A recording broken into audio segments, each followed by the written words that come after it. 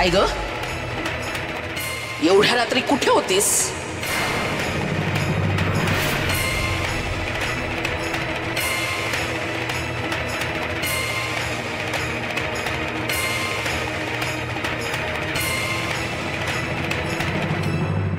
वाचा बसली का तुझी? काय विचारलं मी? अशी मध्यरात्री कुठे गेली होतीस? अगं अजून किती रक्त आटवायचं तुझ्या मागे? वाटेल तशी वागतेस आणि कुणी काही विचारलं की मूग गिळून गप्प बसतेस. काय विचारलं मी? एवढ्या रात्री कुठे गेली होतीस? सासूबाई पाणी संपलं होतं आणि खूप तहान लागली होती म्हणून पाणी प्यायला गेले होते आणि वाळवंटातून आलेस का? म्हणे तहान लागली होती. खोलीत यायच्या आधी जे काही लागतं ना ते घेऊन यायचं बरोबर. उद्यापासून रात्रीच्या वेळी खोलीतून बाहेर पडलीस ना तर तंगडं मोडून ठेवेन तुझं. ते काही नाही, खोलीला ना कुलूपच लावून घेते बाहेर. नाही सासूबाई, असं नका ना करू. मला खूप वाटते. ते सावली जर आली इथे तर मी काय करायचं सासूबाई? असं नका ना करू, मला खूप भीती वाटते. कसली सावली?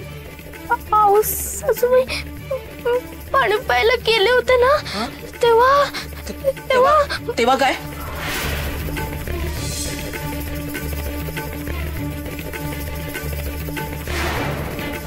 तेव्हा तिकडे मोठी सावली होती हो सासूबाई. सावली उन्हात पडते. अंधारात चांदण्यात सावली कुठून दिसली ग तुला? काही रचून चमतेस तुला तर. सासूबाई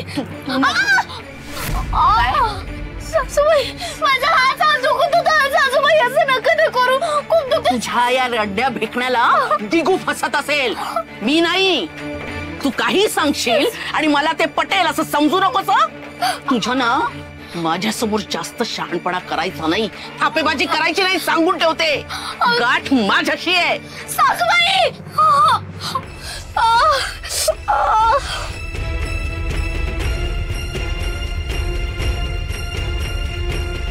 सासूबाई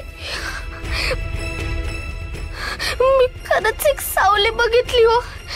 मी काहीच रचून सांगत नाहीये.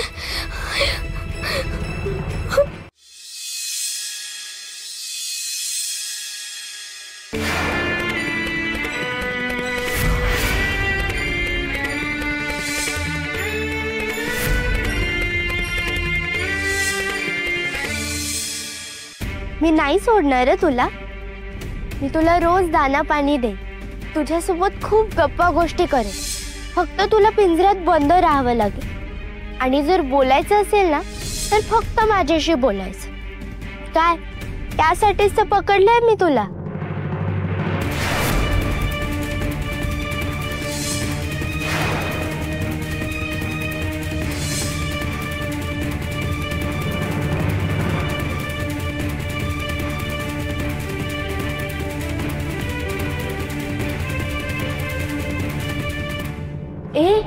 तुला समोरचं दिसत नाही का ग?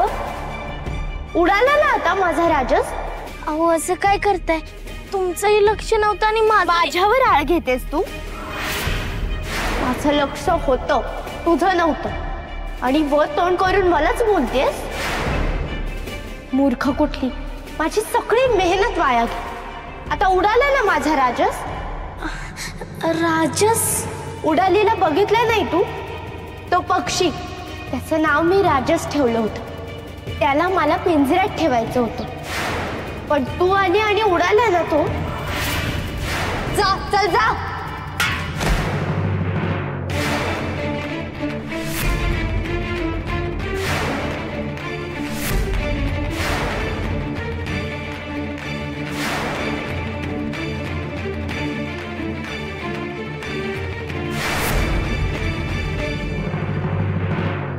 माणिक,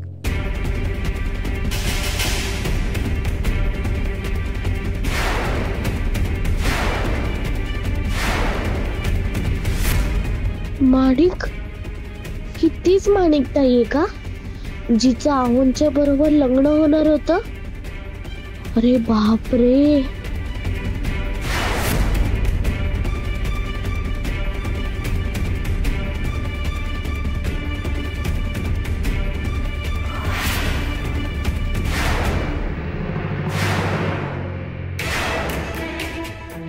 काय ग, जिथे तिथे आडवी येशील? लक्षात ठेवा, सर माझ्या मुलीच्या वाटेत आलीस ना तर या वेळेला तुझी कळशी नाही, तुला बुडवीन पाण्यात. चल जा.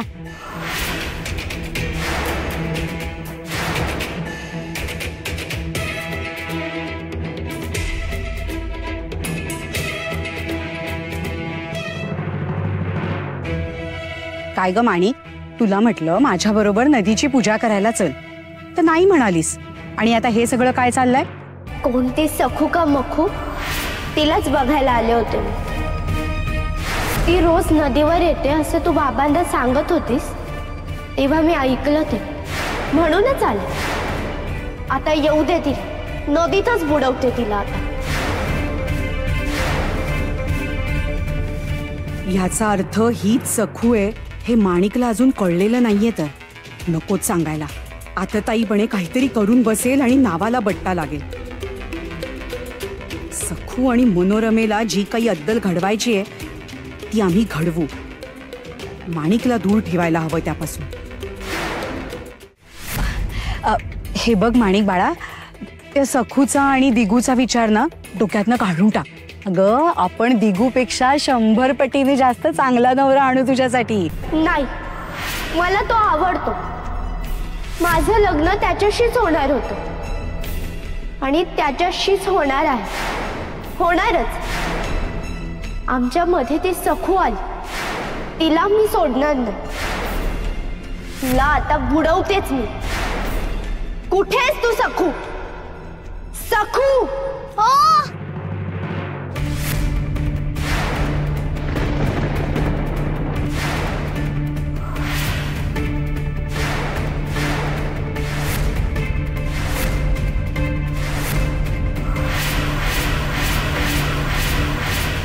ही सखू आहे? तू का सांगितलं नाही मला आधी? आता हिला मी सोडणार नाही. थांब, बुडवतेच तुला. आज मी काही तुला सोडत नाही. संपली तू. आज सुटत नाही तू माझ्या तावडीतून.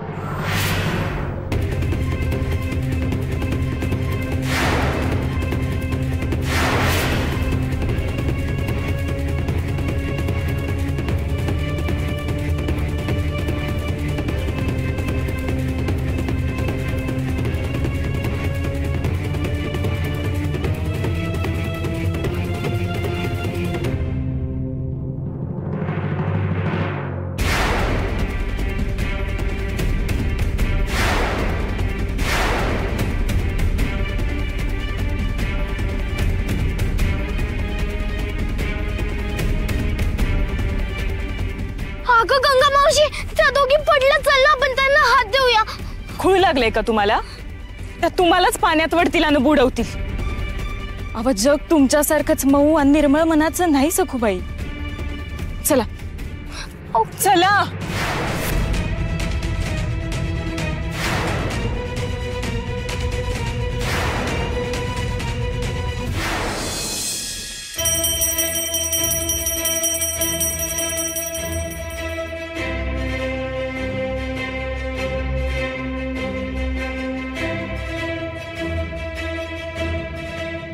या बघ, तुझी पूजा झाली सुद्धा. पण बाबाजींच्या पादुका त्या वाट बघतायत पूजेची. का तर तुझी बायको नदीवरून अजून आलेलीच नाही. कळशीवर पाणी आणायला इतका वेळ नाही.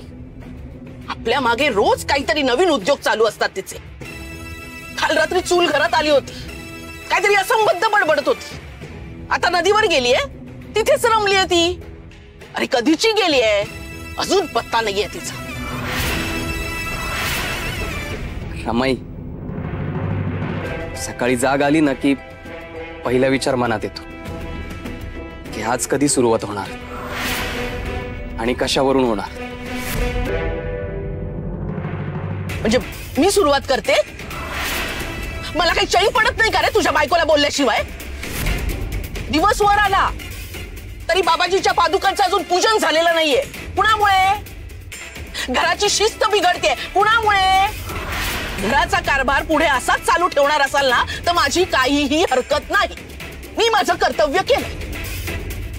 घ्या घराचा कारभार हातात आणि घाला काय गोंधळ घालायचाय तो.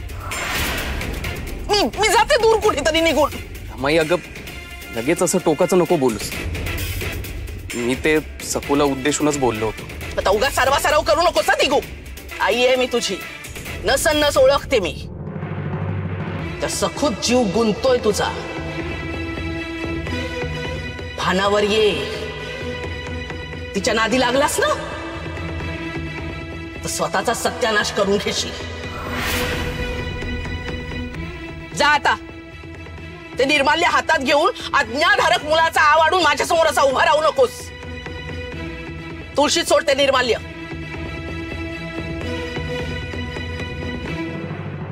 रमाई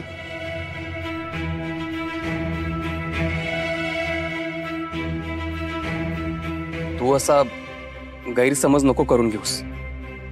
तू बघितलंयस ना तुला त्रास होऊ नये मनस्ताप होऊ नये म्हणून मी वारंवार सकूला ओरडतच असतो. पण तुझा असा समज होतोय की मी सकूच्या बाजूने बोलतोय. पण मला ठाऊक आहे तू तिच्यावर ओरडतेस रागावतेस ते तिच्या भल्यासाठीच. पण 100 वेळा सांगूनही जर सकूला कळत नाही तर मी काय करू तूच सांग. पण तू रागावू नकोस. मी बघतो आता. कपडे करून पिढीवर जायच्या आधी नदीवर जाऊन येतो. काय झालं का उशीर होतोय मी बघतो. काही गरज नाही तिच्या मागे मागे जायची. मी बघते तिच्याकडे. तू यात लक्षच घालू नकोस. मोठी चूक केली सखूला या घरची सून करू. माझी चूक मी सुधारे.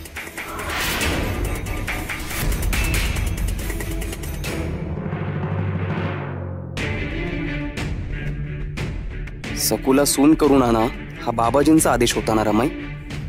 मग घराचा सत्यानाश करणाऱ्या मुलीला का आणायला सांगतील ते सून म्हणून? आणि सकू सुद्धा घराचा सत्यानाश करणारी मुलगी.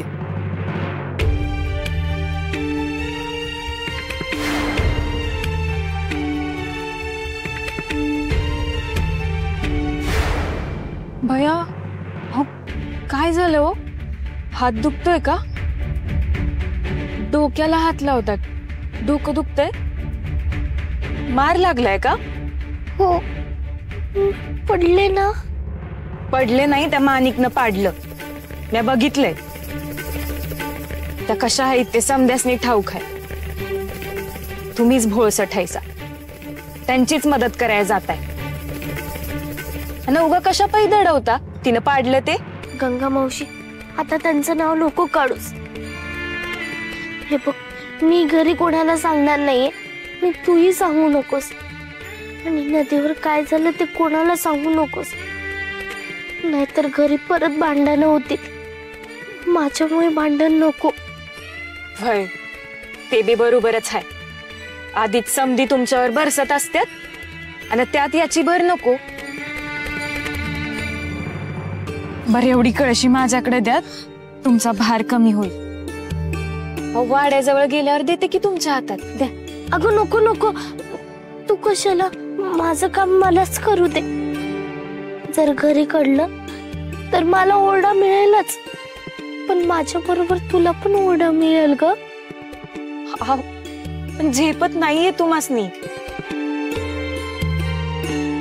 असू दे माझं काम मलाच करू देत. गंगा मावशी मी हात जोडते. पण नदीवर काय झालं ते कोणालाच सांगू नकोस.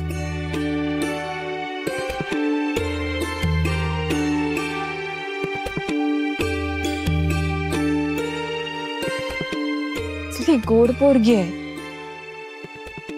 या रत्नाचं मोल घरच्यासनी कवा कळणार आहे कोणाच ठाऊक. माणिक का जाऊ दिलंस तू त्या सखूला? ती माझ्या सुखाच्या आड आली. तीच माझ्या आणि दिगूच्या मध्ये धोंड भडून उभी राहिली. तिला मी दर्दीत ढकलणार होते. गेली असती कुठेतरी वाहू. कशी बोलतीये पहा. माणिक माणिक बाळा शांत हो. तुझ्या आईने तुला सांगितलंय ना, त्या दिगूचा आणि सखूचा विचार डोक्यातनं काढून टाक. त्या दिगूपेक्षा 100 पटीने चांगला मुलगा शोधून काढीन मी तुझ्यासाठी. नाही, दिगू या माणिकचाच आहे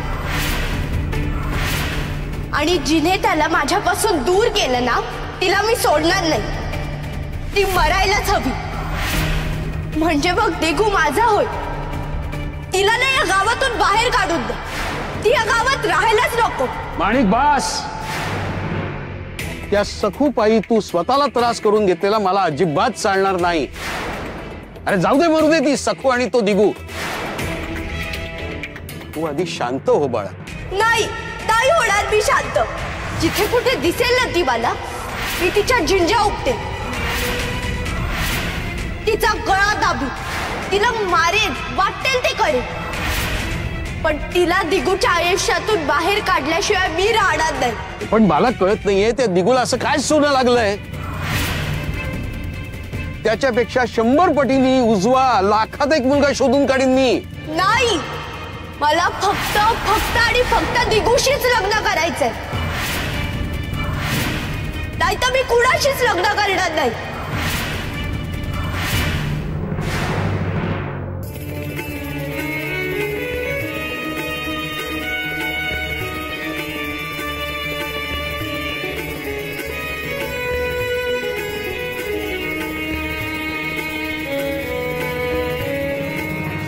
जा, चल जा.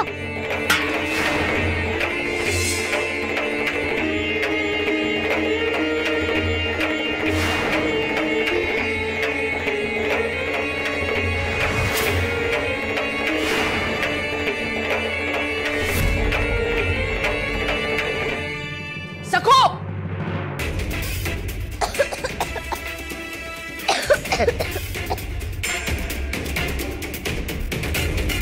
खबरल्याचं सोंग मात्र उत्तम वठवता येतं तुला. पण पूजेत लक्षच नाहीये. बसले तंद्री लावून.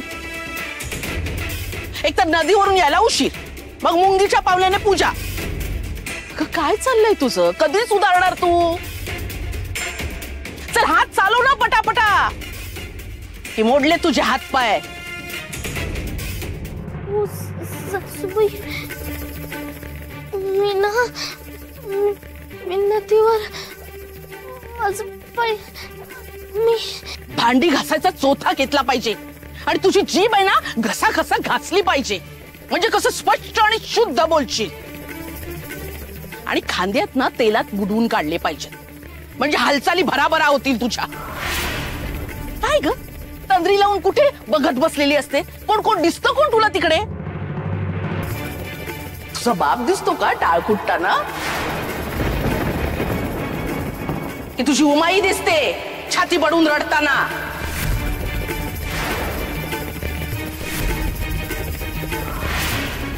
नाही हो, माझ्या उमाई अप्पांना नका ना बोलू. का का नको बोलू त्यांना? काय एवढे मोठे दिवे लावलेत त्यांनी? तुझ्यासारख्या करंटीला जन्माला घातलंय. हे बघ, काम चुकारपणा पुरे झाला आता. हा, चूल घरात आणि परसदारी भरपूर कामं पडली आहेत. कोण करणार आहे ती?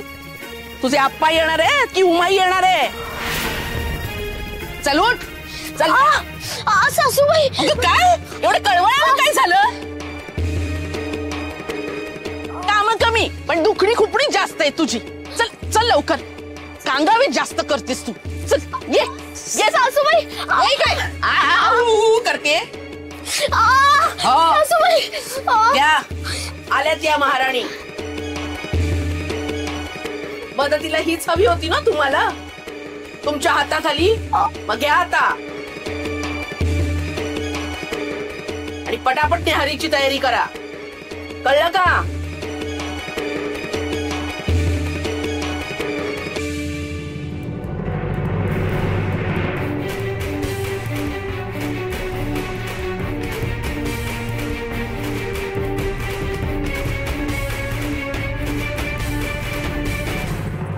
चला, देवी पावली म्हणायची. हा, आलीस की नाही तू माझ्या हाताखाली काम करायला? चल चल, आता लवकर कामाला लाग. आणि आता थालीपीठ बनवायचे सगळ्यांसाठी. आणि महत्वाचं, आपल्याला लोणी लागतं थालीपीठासोबत. ताक घुसळायचंय, ते घुसळ आणि लोणी काढ. चल चल पटपट कामाला लाग आणि मीठ घालायला विसरू नको हो.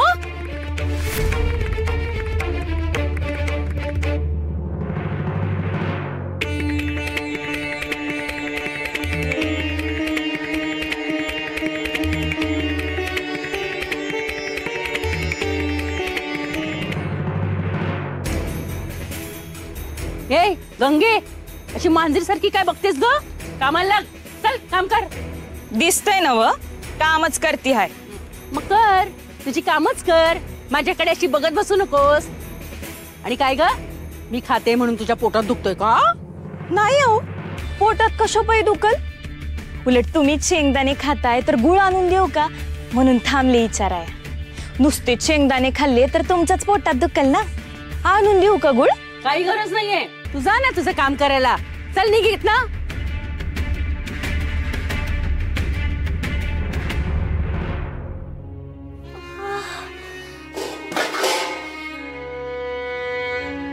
अव कशा पायी करताय काम? केवढं दुखतंय ते दिसतंय हो. बरोबर, थोरल्या मालकीनबाईंना सांगितलं नसेल ना पडलात लागलंय ते. हा अव पण सांगितल्या बिगर कसं कळणार की तुमचा हात दुखतोय, तुम्हाला लागलंय ते. ग मावशी, मी सांगायचं खूप प्रयत्न केला ग, पण सासूबाईंनी माझं ऐकूनच घेतलं नाही. उलट मला यायला उशीर झाला पण रागवल्या. बरं राहू द्या, मी आहे की तुमची काळजी घ्यायला. थांब.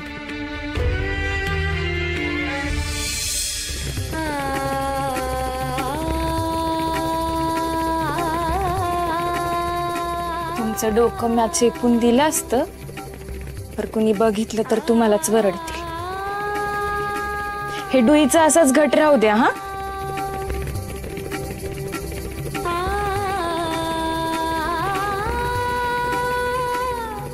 हातातून कळ जाते ना.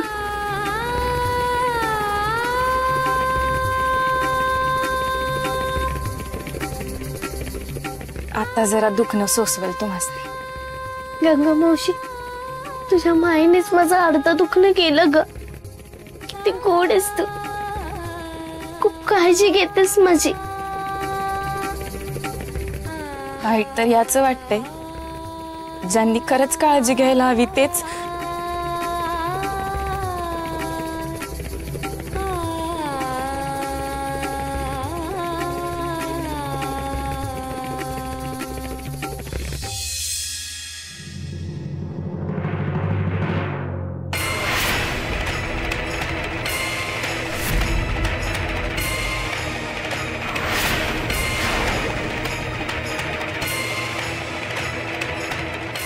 अगं बाई, काय टवाळखोर मुलगी आहे. डोक्याला हाताला पट्ट्या लावतेस काय? रमाई आणि काकूची नक्कल करतेस? थांब, तुझी सगळी हुशारी बाहेर काढते. आज चांगलीच जिरवते.